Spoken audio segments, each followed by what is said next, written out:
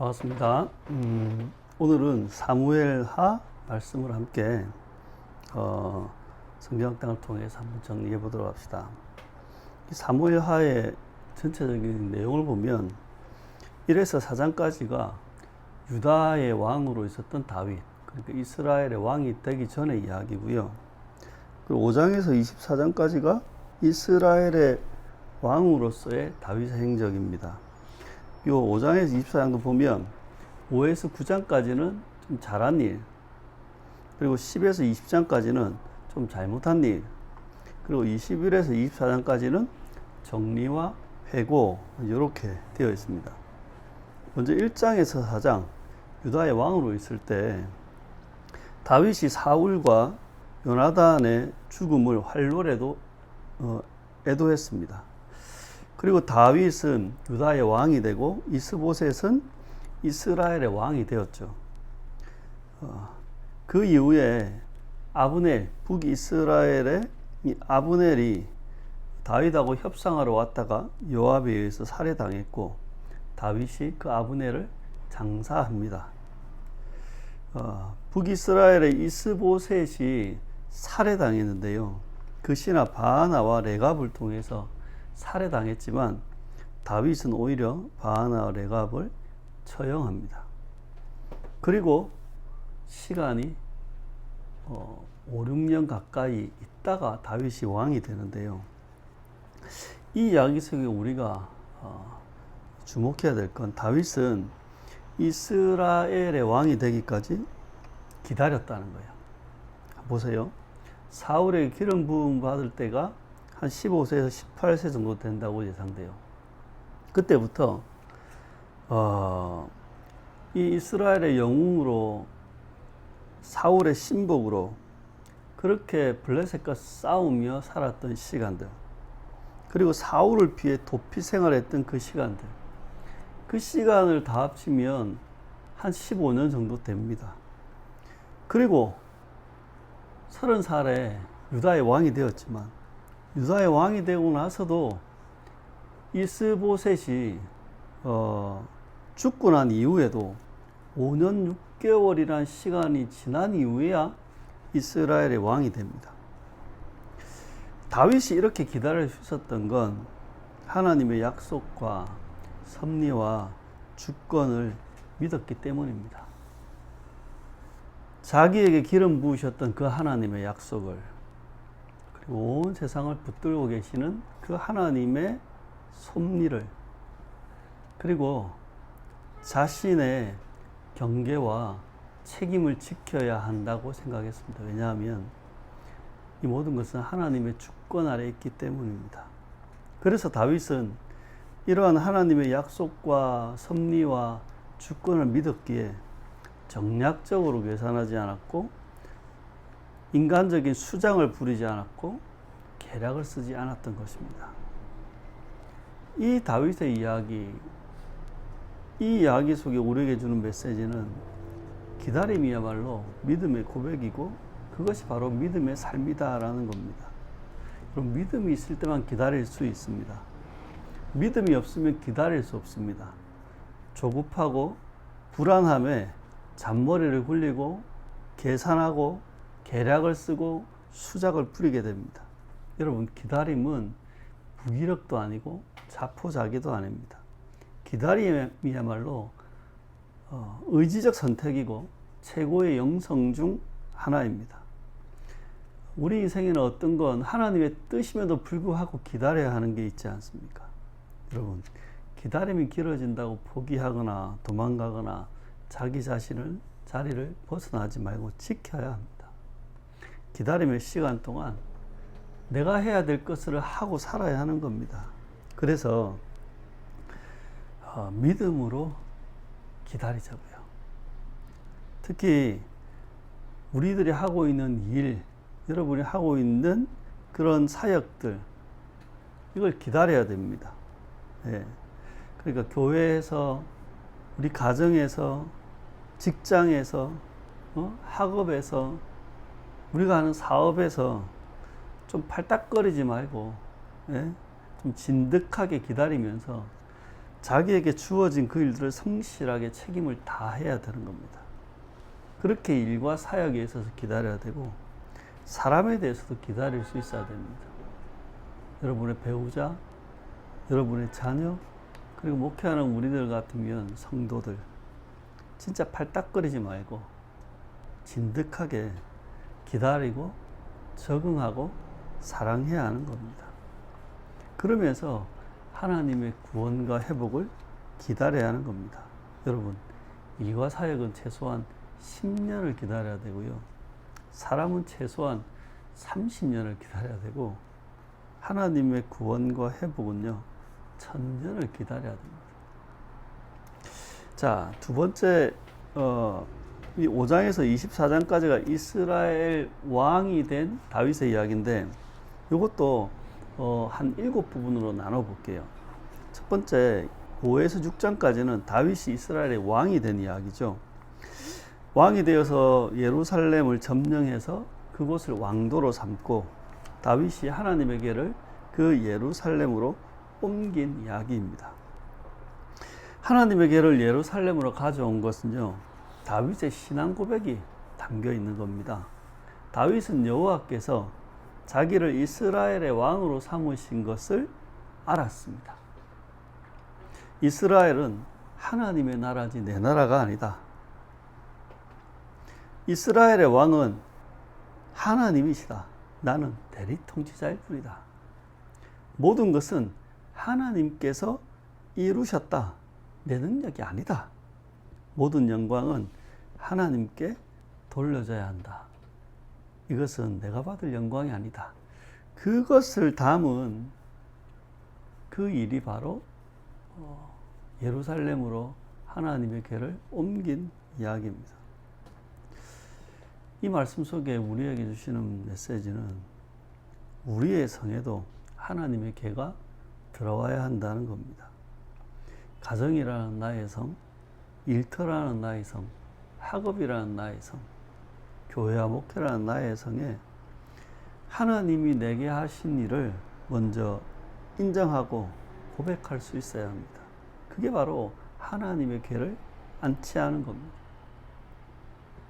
이 모든 성에 그 소유권과 주권을 인정하고 사는 것, 그게 하나님의 궤를 우리의 삶에 안치하는 겁니다. 그래서 우리의 일상에 하나님의 궤를 가져오자고요. 먼저 다른 것보다 여러분 주일부터 온전히 잘 지키셔야 되고요. 그리고 가정생활과 여러분의 일상생활을 거룩하게 여기고 정상적으로 회복해 가셔야 됩니다. 그게 여러분의 성을 이 하나님의 성으로 하나님의 통치받는 나라로 인정하는 길이라는 걸 놓치지 마시기 바랍니다. 자, 다음으로 7에서 8장을 보면 하나님이 다윗과 언약을 맺으신 이야기인데 하나님께서 다윗과 언약을 맺으시고 약속하셨어요. 명성과 영광을 주겠다고, 안식을 주겠다고, 영원한 왕권, 그 메시아 왕권을 주겠다고. 그리고 이후에 다윗 왕국은 점점 강성해지고 견고해집니다. 가는 곳마다 하나님이 승리하게 하셨고 다윗은 이스라엘을 정의와 공의로 다스립니다. 그뿐 아니라 다윗이 요나단과의 언약을 지키기 위해 무비보셋에게 은총을 베풀었습니다. 무비보셋은 사울 가문의 남은 자였습니다. 이 이야기를 보면 하나님의 은혜와 은총이 사람에게로 흘러가는, 이어지는 걸 보게 됩니다. 이 이야기 속에 하나님이 다윗에게 네가 내 집을 짓는 게 아니라 내가 너의 집을 짓겠다고 하십니다. 그러니까 다윗이 하나님의 집을 짓는 것이 아니라 하나님이 다윗의 집을 지으신다는 겁니다. 여러분, 하나님이 지으시려는 집은 물리적인 그런 건축물이 아니라 언약적인 건축물입니다. 하나님이 지으시는 집은 언약 공동체죠. 사람이고 가정이고 교회인 겁니다. 여러분, 사람은 이 땅의 건축물, 특히 종교적인 성전과 사원에 큰 의미를 둡니다. 그거를 업적으로 삼고 성과로 삼습니다. 하지만 하나님은 이 땅의 건축물에는 그렇게 큰 어떤 관심이 별로 없으십니다. 네. 그럼 이 속에 우리에게 주는 메시지는 뭐냐면, 우리는 하나님의 건축 현장에 있고, 우리 속에 이 우리가 그 속에서 우리의 포지션과 역할을 알아야 하는 겁니다. 여러분, 우리는 소유주 시행자가 아닙니다. 우리는 설계자도 아닙니다. 우리는 그 소유주가 원하고 디자인한 것대로 작업하는 작업자입니다. 그래서 내가 하고 싶은 일을 하는 게 아니라 내가 해야 될 일을 하는 겁니다. 오지랖 떨고 오버하지 말고 맡은 일을 성실하게 잘해야 되는 겁니다. 그래서 우리에게 맡겨진 가정, 우리에게 맡겨진 교회를 하나님의 집인 언약 공동체로 세워갑시다. 가정을 하나님이 디자인한 대로 세워갑시다. 배우자 간에, 그리고 부모 자녀 간에 서로 존중하고 서로 화목하게 지내고 사이좋게 지내는 것이 이 언약 공동체를 세워가는 겁니다. 제발 서로에게 불평하고 비난하고 평가하고 서로를 향해서 돈돈거리지 말고 서로 불쌍히 여기고 적응해서 삽시다. 그리고 우리가 속해 있는 이 교회를 하나님이 디자인하신 대로 한번 세워가 봅시다. 기독교 신앙의 본질을 지키는 믿음의 공동체로, 하나님 나라를 살아가는 이 생명의 공동체로 서로 관용하고 서로 사랑하는 따뜻한 언약 공동체를 함께 세워갔으면 좋겠습니다. 자, 세 번째 10장에서 12장까지는 다윗이 언약을 저버리고 악을 행하는 사건입니다. 다윗이 여호와 보시기에 악을 행합니다.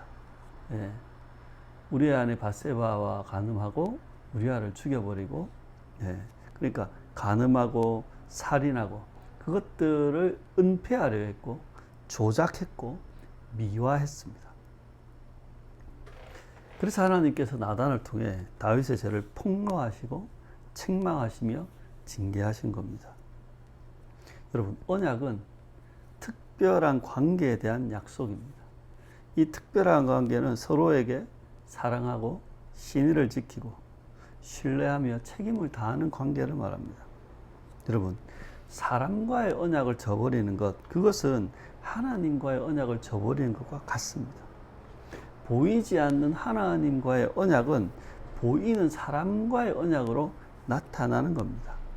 이 속에 담겨 있는 중요한 메시지는 하나님과의 관계는 사람과의 관계와 연결되어 있다. 그러니까 하나님의 구원과 믿음은 우리의 인생과 우리의 생활과 우리의 삶과 연결되어 있는 겁니다. 특히 사람과의 언약과 하나님과의 언약은 하나처럼 연결되어 있습니다. 이거는 분리하거나 개별화시키기가 어렵습니다. 이 하나님과의 관계, 하나님과의 언약 관계를 알 수 있는 성경적인 척도가 뭐냐면 타인, 그러니까 이웃과의 관계입니다. 여러분, 하나님과의 관계를 교회 봉사나 교회 사역으로 확인하려고 하면 안 됩니다.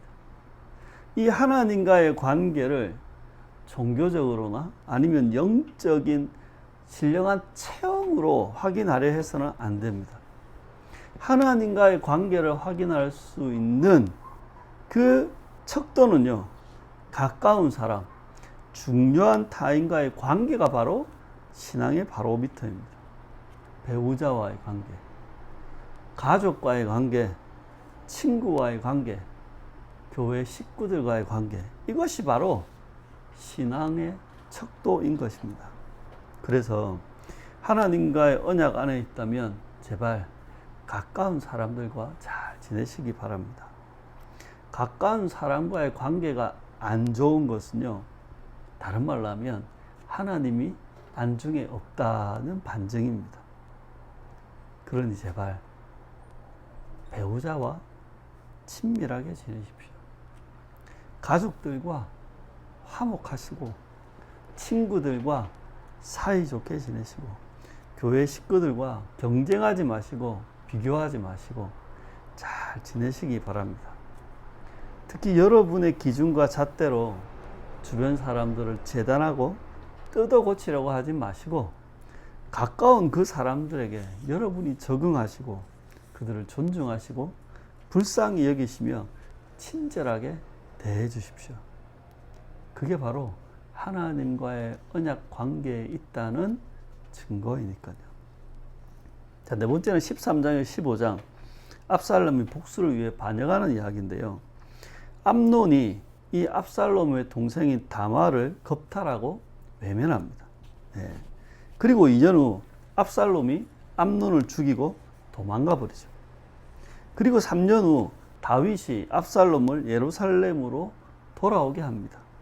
그리고 2년 후 다윗이 압살롬과 화해하고 그를 복권시켰는데, 그리고 4년 후 백성들의 마음을 훔친 압살롬이 헤브론에서 반역을 일으킨 것입니다.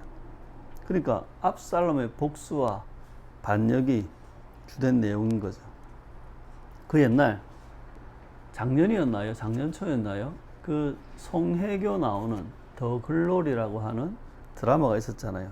그 드라마는 뭐냐면 이 고통과 억울함을 푸는 유일한 길은 복수의 완성이다 라는 메시지를 가지고 있어요. 이 성경의 이야기는 압살롬의 더 글로리가 완성되는 이야기입니다. 술수와 계략의 압살롬 왕국이 시작됩니다. 2년의 시간을 기다리며 준비해서 암논을 죽이고 11년의 시간이 지난 이후 반역을 통해 아버지 다윗을 권좌에서 내쫓는 것입니다. 여러분, 이 압살롬의 반역 이야기는 지금까지의 다윗 이야기와 분위기가 많이 다르게 흘러갑니다. 앞에 이 10장까지의 이야기와 이 이야기를 보면, 이 10장 이후에 이 이야기들을 보면 뭔가 일련의 과정 속에 다 다윗의 결정으로 이루어집니다. 그런데 상황을 보면 다윗은 뭔가 감각을 잃어버린 것 같습니다. 영적인 감각. 하나님께 하나도 묻지 않습니다. 중요한 순간순간마다. 그리고 놀랍게 하나님은 또 입을 닫으시는 것 같습니다. 이 모든 사건과 일들이 일어나고 이것을 이끌어가는 동력은 뭐냐면 인간의 계산, 인간의 술수, 인간의 계략, 속임수입니다. 이걸 보면서 뭘 느끼냐면, 야, 다윗도 하나님의 간섭이 없으니까 이대로 내버려 두니까 이렇게 망가지는구나. 다윗이 진짜 원래 총명한 것도 아니고, 예? 원래 판단력이 뭐 이렇게 대단한 것도 아니고, 원래 뭐 용기 있는 것도 아니구나. 다윗은 총명하지도 않고 판단력도 흐리고 우유부단한데, 그럼 이때까지 어떻게 잘했냐? 정말 하나님의 함께 하심이 그 모든 것들을 커버했구나 하는 걸 알게 됩니다. 그래서 이 이야기 속에 우리에게 주신 메시지는 압살롬의 세상이 되지 않으려면 정신 차리고 깨어 있으라는 겁니다. 우리도 깨어 있지 않으면 그 압살롬의 소굴이 되는 겁니다. 그러니 제발 머리 굴리지 말고 말씀 가까이 하며 사셔야 합니다. 그래야 이 압살롬의 세상을 막을 수 있습니다. 인간적인 계산과 인간적인 계략, 잔머리와 술수가 난무하면 압살롬의 세상, 더 글로리가 되는 겁니다. 그리고 제발 잘난 척 까불지 말고 겸손하게 은혜를 구해야 합니다. 그래야 압살롬의 이 세상을 막을 수 있습니다. 나의 이 본연의 진짜 모습을 망각하면 이 압살롬의 세상이 이루어지는 겁니다. 나의 존재, 나의 수준, 나의 능력, 나의 실력에 대해서 착각하지 말고, 지금까지 이 모든 일들이 순조롭게 된 건 내 능력이 아닙니다. 내 실력이 아니라 하나님의 은혜다라는 걸 기억하시기 바랍니다. 자, 그리고 16장에 18장을 보면 다윗과 압살롬이 전쟁을 하는데요. 다윗은 요단강을 건너서 마하나임으로 피신합니다. 압살롬은 다윗을 죽이기 위해서 온 이스라엘을 끌고 길르앗 땅으로 갑니다. 근데 거기서 다윗의 군사들이 압살롬의 군대를 이기고 압살롬마저 죽이고 승리합니다. 근데 다윗은 이 압살롬의 죽은 소식을 듣고 몹시 슬퍼하죠. 이 다윗이 도망가는 과정, 그리고 다윗이 이기는 과정들을 보면 정말 수많은 사람들이 등장하는데 이렇게 정리할 수 있습니다. 하나는 이 혼란스러운 세상 속에 언약을 지키기 위해 위험을 선택한 용감한 사람들이 있습니다. 가드 사람 이때 제사장 사독과 아비아달, 그리고 그의 아들들, 다윗의 친구 후세, 그리고 아히마사 요나단을 도와줬던 바후림의 이름 없는 어떤 여인, 그리고 이 마하나임에서 암몬 사람 소비, 그리고 로데발 사람 마길, 길르앗 사람 바르실레가 목숨을 걸고 다윗을 도와줬습니다. 이들은 언약으로 인해 계산하지 않고 목숨 걸고 마땅한 일을 행한 사람들이죠. 이들이야말로 진정으로 용감한 사람들인 겁니다. 근데 또 한 부류의 사람들을 보면 혼란스러운 세상 속에 실질적인 자기 이익을 위해 확률에 베팅한 사람들도 있습니다. 수단과 방법을 가리지 않는 압살롬, 계산에 빠른 시바, 겁을 상실한 시므이, 똑똑한 아히도벨, 대세를 쫓는 이스라엘의 장로들과 백성들. 이들은 계산을 멈추지 않고 자신들의 이익과 목표를 위해 언약도 저버리고 반역도 저지릅니다. 이들은 수단과 방법을 가리지 않고 거짓과 폭력이 난무하며 이들은 사람들을 수단적인 도구로 봅니다. 그래서 특징이 뭐냐면 강약약강이라고, 강한 사람한테는 약하지만 약한 사람한테는 강합니다. 그렇게 이들은 사람들의 주목을 받기 좋아하죠. 이들은 사람들의 칭송받는 것들을 굉장히 사모하고 바랍니다. 이런 혼란스러운 세상 속에 이렇게 용감하게 언약을 지키는 사람도 있지만 자기 이익을 위해 확률에 베팅한 사람들이 있습니다. 그러면 하나님은 뭐 하시는가? 하나님은 혼란스러운 세상 속에 보이지 않게 일하고 계십니다. 하나님은 그냥 그대로 내버려 두시지 않고 어떨 땐 직접적으로, 어떨 땐 간접적으로 개입하시죠. 그래서 이 이야기 속에 우리에게 주시는 메시지는 하나님의 사람으로 제발 확률에 베팅하지 말고 용감하게 언약을 지키라는 겁니다. 그리고 보이지 않지만 일하시는 그 하나님을 의식하고 믿으라. 다윗이 중얼거린 것처럼 우리도 그렇게 하나님을 찾아야 하는 겁니다. 내가 하나님 앞에 은혜를 입어 다시 회복시켜 주십시오. 하나님, 이 세상의 모략을 어리석게 하십시오. 하나님, 나의 원통함을 감찰하여 주십시오. 하나님, 오늘의 아픔으로 인해 선으로 갚아주십시오. 그리고 19절 20장 이야기는 다윗이 왕의 자리로 다시 돌아오는 이야기입니다. 다윗이 왕으로 예루살렘에 다시 돌아왔어요. 그리고 세바의 반란을 진압합니다. 특히 이 10장에서 20장까지의 이야기, 약 한 15년 정도의 이야기인데요. 다윗의 생애 가운데 가장 힘들고 치욕스러운 역사입니다. 그래서 역대기에서는 언급조차 하지 않는 부끄러운 역사입니다. 이 다윗의 이야기는 그냥 힘들었다가 아니라 이 이야기 속에 하나님은 우리에게 인간에 대해, 죄에 대해, 하나님에 대해 교훈하십니다. 먼저 인간은 악합니다. 인간의 본성은 언제나 탐욕과 자기 중심성을 쫓습니다. 그리고 인간은 연약합니다. 뭐에 연약하냐면 인간은 죄에 대해 너무나 연약한 존재입니다. 하나님이 개입하지 않으면 인간은 늘 스스로 망가지는 존재입니다. 또한 죄에 대해서 생각하게 합니다. 죄의 무서움, 죄에 대한 경각심을 느끼게 합니다. 특히 죄가 지나간 자리는 너무나 비참하고 끔찍하다는 걸 보여줍니다.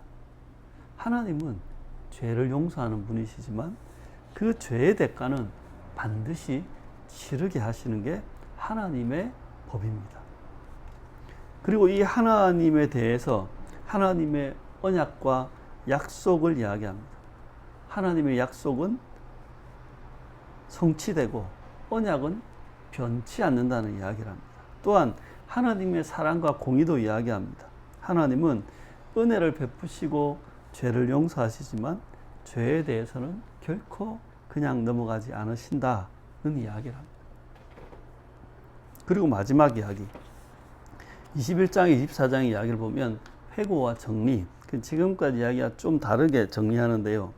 구조가 ABC, CBA 구조입니다. 뭔 말이냐면 여호와의 진노와 재앙, 그리고 다윗의 용사, 다윗의 노래, 그리고 다윗의 노래, 다윗의 용사, 그리고 여호와의 진노와 재앙이라고 하는 이 샌드위치 구조식의 구조를 가지고 있습니다.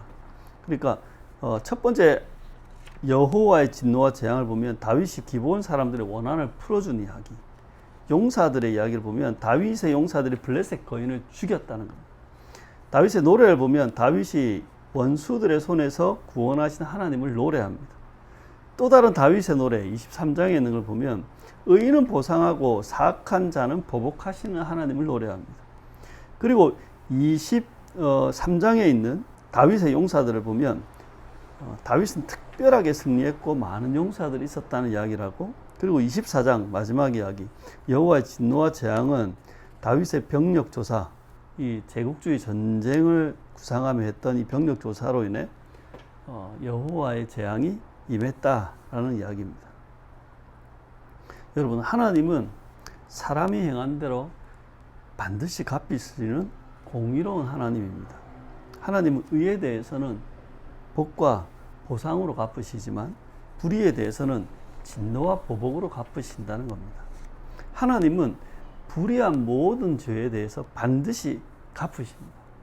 그게 어떤 단계에 있든, 그리고 그게 구상하는 단계든 실행하는 단계든 완결된 단계 상관없이 하나님은 그 죄에 대해서 반드시 갚으십니다.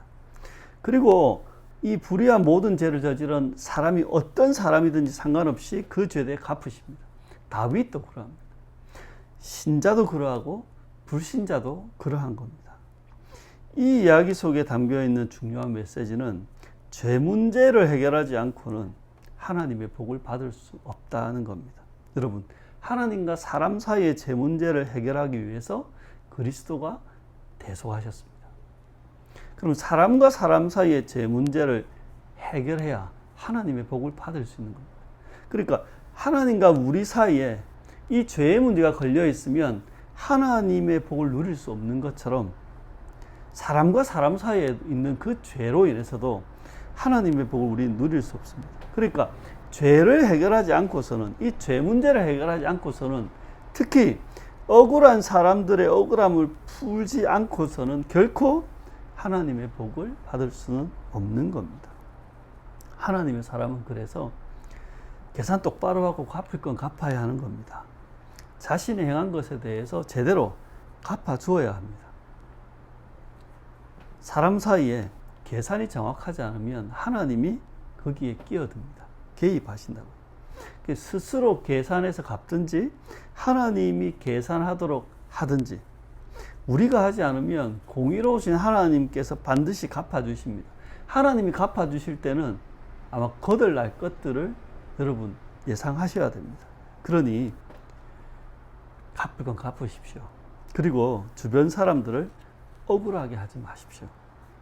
여러분의 배우자, 여러분의 자녀들, 여러분의 부하 직원들, 그리고 교인들, 당신의 폭력으로 억울하지 않게 하십시오. 혹시 억울한 것이 있다면 풀어주고 갚으셔야 됩니다.